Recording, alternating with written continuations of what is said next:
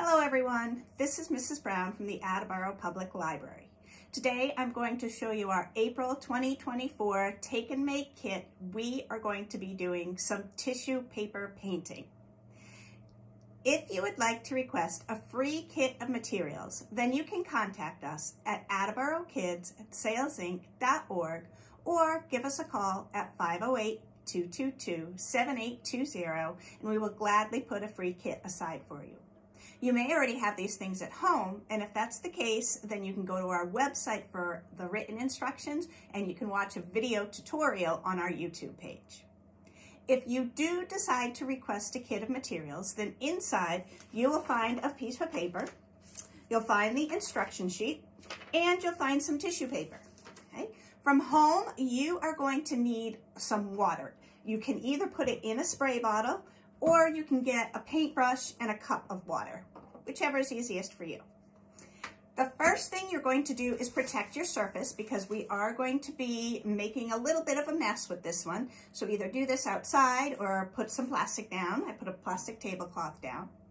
Then you just take your tissue paper and rip it up, cut it up. I've already done mine here, so but you can take your tissue paper, put it any way you want all over your paper, okay? Make sure it covers your paper. You're gonna wanna cover it completely, and you can layer it on each other. You can line it up if you'd like to. I'm just kind of haphazardly throwing my pieces on there. So however you want, whatever design you want to make with your tissue paper, you go ahead and do that because this is your artwork. All right, now I don't have my entire piece covered, but I've got most of it covered, and I'm just going to move along so that you can see what the next steps are. Okay, so once you have put your tissue paper on your paper and got it arranged the way you want, then you're going to use the water. Now, you want to make the tissue paper wet enough so that it's sticking to your paper, but not so wet that it's soaked in through. I like to use a spray bottle and kind of spray from up here, but don't spray too hard or else your paper will blow over. So I like to spray it and keep it there. You can also use a paintbrush and lightly paint on it.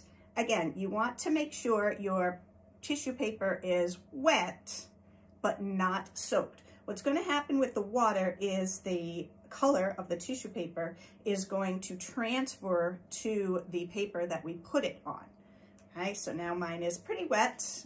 You can see that I just put my tissue paper anyway.